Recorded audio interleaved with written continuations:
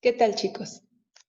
Hoy vamos a hablar de un tema muy interesante en materia fiscal, y ese es los ingresos grabados por salarios. Acompáñenme.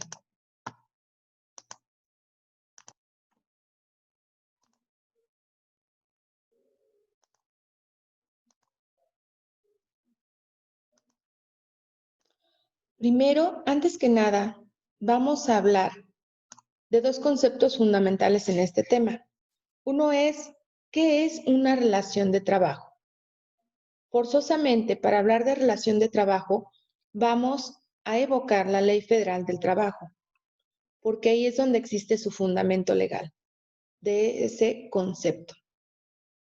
Se entiende por el acto que le dé origen, cualquiera que éste sea, en la relación de trabajo por la prestación de un trabajo personal subordinado mediante el pago de un salario. Fíjense bien, hay algo aquí muy interesante. La palabra trabajo personal subordinado es lo que le va a dar la clave a la relación de trabajo que marca la Ley Federal del Trabajo en su artículo 20. Nos tenemos que quedar con esto. Cuando hablo de una relación laboral, voy a estar hablando de un servicio subordinado. ¿Qué quiere decir? Que estoy sujeto a una autoridad. Cuando habla que va a ser mediante el pago de un salario, es muy importante saber cuál es la definición de salario, ya que tu pago, que es el salario, puede ser tanto en dinero como en especie. ¿Qué te están pagando? La prestación de un servicio, ¿sí? Entonces, el salario es el pago en dinero o en especie por la prestación de un servicio. Ahora bien, vamos a entrar al tema.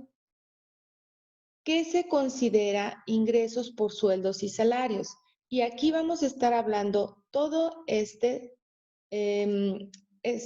desarrollo del tema acerca del artículo 94 de la Ley del Impuesto sobre la Renta.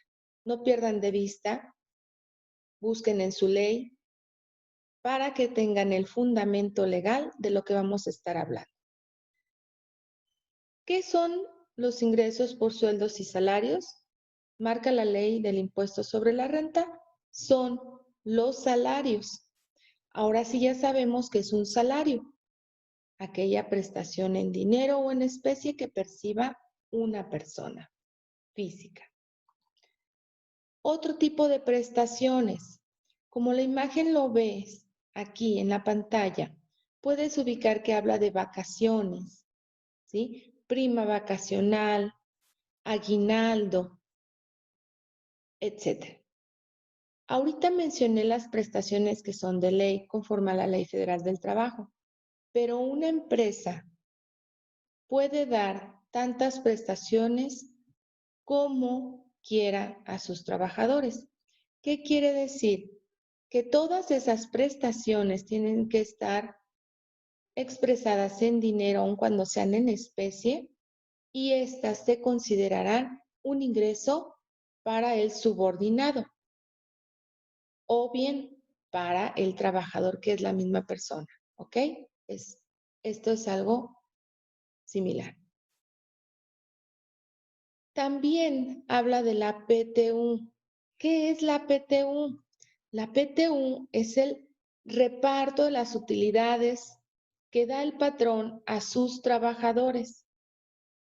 Esta PTU sabemos que es el 10% de las utilidades, para no entrar en detalle, diríamos de las utilidades fiscales. Y estas utilidades, cuando sean repartidas al trabajador en el año siguiente, dentro del periodo de los 60 días posteriores a la presentación de la declaración anual del patrón, esa es la obligación conforme a la Ley Federal del Trabajo, entonces el trabajador cuando perciba esa PTU, lo acumulará su patrón a los sueldos percibidos de ese periodo. Muy importante, asocien ideas, ¿ok? Ahorita estamos hablando de los ingresos gravados por sueldos y salarios que marca la ley del impuesto sobre la renta. ¿Sí? Llevamos salarios, otras prestaciones laborales, PTU, incluso si la persona terminara su relación laboral con dicho patrón, percibirá, entre otras, aparte de sus prestaciones proporcionales, si percibe cualquier concepto por el término de la relación laboral, llámese indemnización, etcétera, estos conceptos son acumulables para el trabajador. ¿Ok? Y cuando hablo de ingresos grabados acumulables, ¿sí? Estoy hablando de ingresos que se acumulan para determinar el impuesto sobre la renta, a retener por el patrón. ¿Ok? No se me pierdan. Recuerden que ahorita estamos hablando de los trabajadores, ¿sí? Pero como consecuencia de esta relación laboral, la ley del impuesto sobre la renta le da la obligación al patrón de realizar el cálculo del impuesto sobre la renta del trabajador. Por lo tanto, ¿para qué estamos ahorita desmenuzando todos estos ingresos por sueldos? Para poder saber por qué conceptos va a acumular sus ingresos los asalariados. La finalidad es que esos ingresos se van a acumular y el patrón determinará el impuesto sobre la renta a retenerle, porque así lo marca la ley del ICR. Le da la obligación al patrón tanto de hacer el cálculo del impuesto sobre la renta como de hacerle la retención del impuesto sobre la renta. En este tema vamos a ahondar un poco más cuando hablemos de las obligaciones de los patrones, ¿ok? Pero es importante que vayan asociando ideas, ¿va?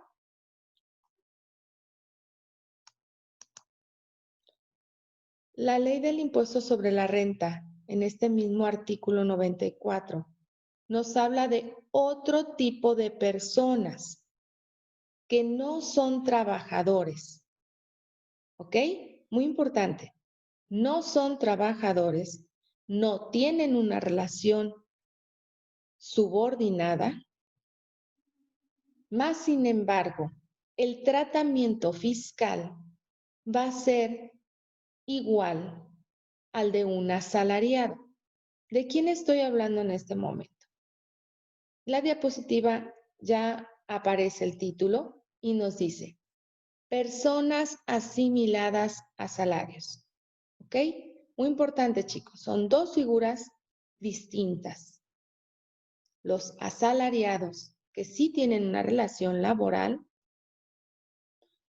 y los asimilados, que no tienen una relación laboral, pero que sí le prestan un servicio o le cobran alguna comisión o por honorarios a la persona física o moral, que en este caso, esa persona física o moral se le llamará prestatario.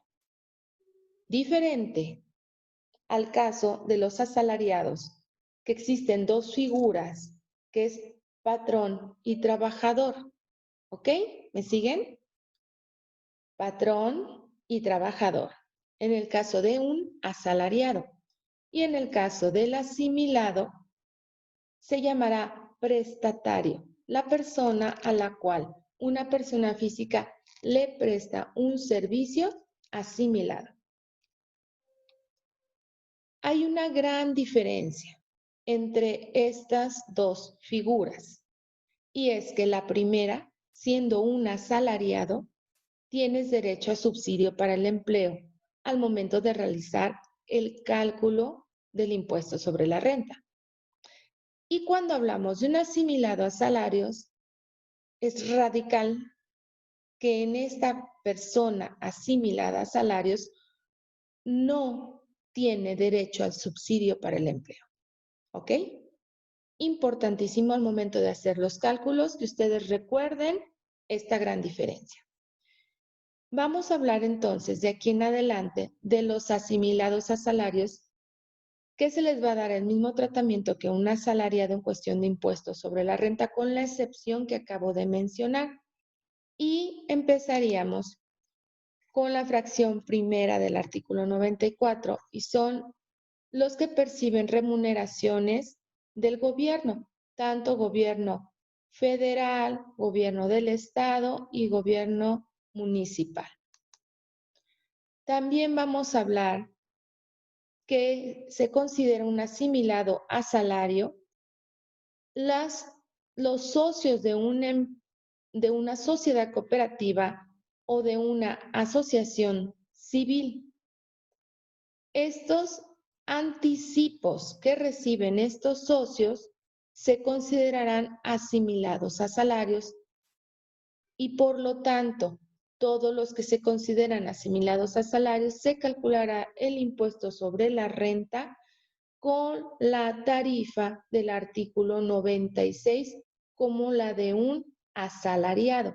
Muy importante ir aprendiendo este número, estos artículos por su número, porque esos son los artículos que sí son básicos aprendernos como contadores, porque todo el tiempo en nuestra vida profesional los estamos utilizando. Claro, eso es mientras la ley no cambie y el apartado sea diferente, ¿ok? Pero entonces, a mi mente asocio ideas, ¿sí? Tengo estas personas que son asimilados a salarios y les realizaré el cálculo del impuesto sobre la renta con la misma tarifa que le realizo, o le aplico más bien, que le aplico a un asalariado. Artículo 96. También vamos a hablar de los asimilados que contempla la fracción tercera del artículo 94 de la Ley del Impuesto sobre la Renta, y habla de consejeros de administración, de gerentes, de administrador de la empresa, puestos directivos, etc. Todas estas personas caben en este apartado para poderles hacer el pago como un asimilado a salarios. También menciona en la fracción cuarta del mismo artículo multicitado honorarios preponderantes a un prestatario. Asociemos ideas y hablamos del prestatario porque en este caso estamos hablando de asimilados a salarios. Ya explicamos un poquito antes quién es esta figura. El asimilado, o se da este supuesto cuando el asimilado percibe ingresos por honorarios por la prestación de un servicio profesional en un 50%, más del 50% del total de los ingresos que obtuvo en un año de calendario. ¿Ok? ¿Qué quiere decir? Que para considerarse como un honorario preponderante a un prestatario tendrá que percibir de ese prestatario más del 50% del total de sus ingresos de año calendario. Ya hemos platicado en otra clase qué es el año calendario, cómo se considera. ¿Ok? También tenemos en la fracción quinta otro apartado que son los honorarios que se asimilan opcionalmente a salarios. Por ejemplo, yo soy contador personal, soy contador público y presto un servicio personal independiente. ¿Ok? Puedo estar en una empresa y solicitar que me paguen por honorarios asimilados. Acuérdense de la regla anterior, ¿ok? No la pierdan de vista. Puedo entonces solicitarle al prestatario que me retenga el impuesto sobre la renta conforme al régimen asimilado a salarios, que ustedes ya asocian ideas y saben que es como si fuera un asalariado con la misma tarifa del artículo 96, ¿sí? Hay muchas profesiones y muchas personas que prefieren que la empresa cargue con sus obligaciones en el sentido de hacer el cálculo, hacer la retención y enterarlos al fisco, que ellos estar tributando por su cuenta en el mismo título cuarto, que estamos hablando de personas físicas, en el capítulo segundo, en la sección primera, estaríamos hablando de régimen de actividad empresarial y profesional, que es donde se tendría que tributar una persona independiente, como nosotros, por ejemplo, como yo, que soy contador público independiente, y que ahí tendría que tributar fiscalmente.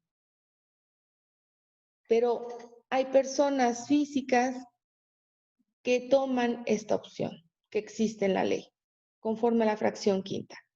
Oye, a quien te presto el servicio, págame por un honorario asimilado, ¿sí? Dependerá de la situación específica de la persona para poder decir si le conviene o no. Ese es otro tema y es un tema subjetivo. No vamos a entrar ahorita en eso. Bien, fracción sexta. Así como les mencioné que yo, prestador de servicios profesionales, tributaría en el título cuarto, personas físicas, capítulo segundo, sección primera, actividad empresarial y profesional, escuchen que hay otro tipo que es la actividad empresarial, o sea, otra línea, otro régimen que conviven ambos, y son las actividades empresariales. Más adelante, en otro tema, vamos a hablar de qué son las actividades empresariales con fundamento en el Código Fiscal de la Federación. De momento, vamos a mencionar solamente que las actividades empresariales también pueden ser asimiladas a salarios, así como los servicios profesionales prestados de manera independiente. En lugar de tributar en el régimen de actividad empresarial y profesional, tributarán con el asimilado a salarios para que el prestatario le haga la retención del impuesto sobre la renta y se le entere al fisco. Les puse un ejemplo como los comisionistas.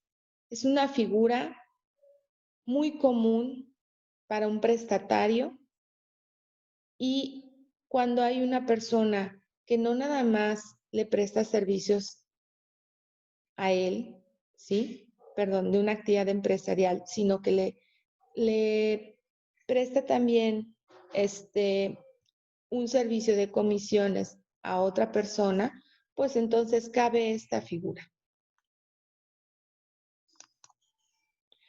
Y este es el tema de hoy. Hasta aquí llega.